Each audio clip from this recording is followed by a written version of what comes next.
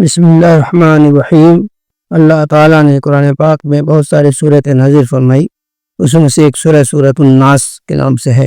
اس کا پس منظر ایک واقعہ سب کو سمجھ میں آئے گا۔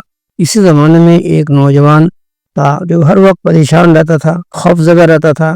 کبھی اس کو ایسا لگتا کہ کوئی اسے نقصان پہنچانا چاہتا ہے، کبھی برے خیالات اس کے دل میں آتے تھے، کبھی وہ دوسروں کے بارے میں یہ سوچتا تھا کہ وہ انسان کہیں ہمارے لیے کوئی سازش تو نہیں کر رہا ہے۔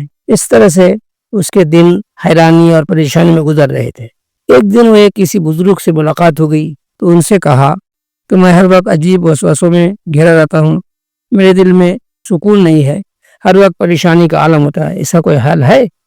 تو اللہ والے نے مسکرا کہا، بیٹا، اللہ نے ہمیں ایسی صورت عطا فرمائی ہے جو ہمیں ہر قسم کی شیطانی وسوسے، برے خیالات اور نقصان پہنچانے لوگوں سے کی شر سے بچاتی ہے، اور وہ سورۃ الناس ہے۔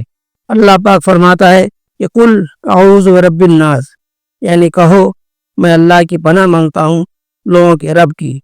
اللہ تعالیٰ سکھاتا ہے کہ ہر مشکل وقت میں، ہر خوف میں، ہر ڈر کے وقت، ہر خطرے میں ہمیں سب سے پہلے اللہ کی پناہ مانگنی چاہیے، کیونکہ وہی ہمارا رب ہے اور وہی ہمارا محافظ ہے۔ دوسری آیت یوں فرمایا، مالک الناس، جو سب لوگوں کا بادشاہ ہے۔ دنیا میں بہت سے بادشاہ، حکمراں اور طاقتور لوگ آتے جاتے رہتے ہیں، لیکن اصل بادشاہت صرف اللہ کی ہے۔ وہی سب سے بڑا حاکم ہے اور ہر چیز پر مکمل اختیار اسی کا ہے، اسی پر بھروسہ رکھنا چاہیے۔ تیسری آیت فرماتا ہے الہ الناس، جو سب لوگوں کا معبود ہے۔ لوگ دنیا میں مختلف چیزوں کی عبادت کرنے لگتے ہیں، کوئی پہاڑ کو پوجتا ہے، کوئی دولت کو پوجتا ہے، کوئی طاقت کو پوجتا ہے، کوئی شہوت کو پرستار ہے، لیکن حقیقت میں عبادت کرنے کے لائق صرف اللہ ہے، کیونکہ وہی ہر چیز پر قادر ہے، اسی کی عبادت کرنی چاہیے۔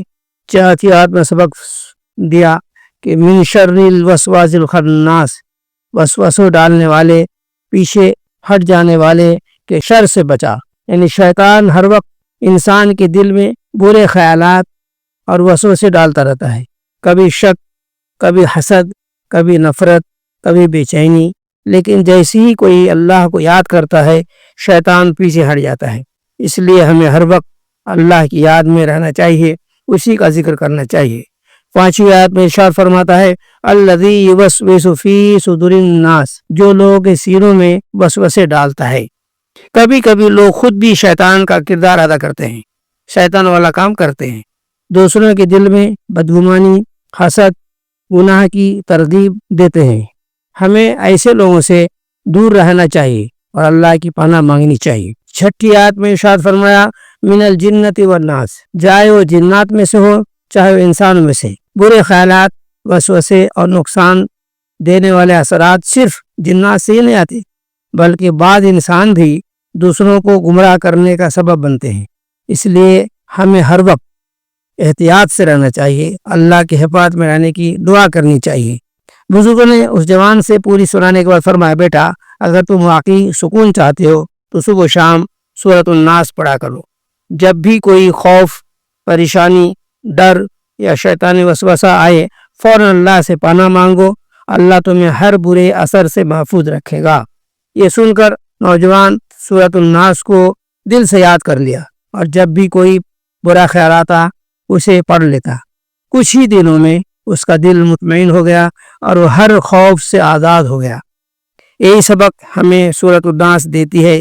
اگر دل کو سکون چاہتے ہو تو اللہ کی پناہ میں آ جاؤ اور اس کا ورد رکھو، اللہ تعالیٰ تمام پریشانی سے نجات عطا فرمائے گا۔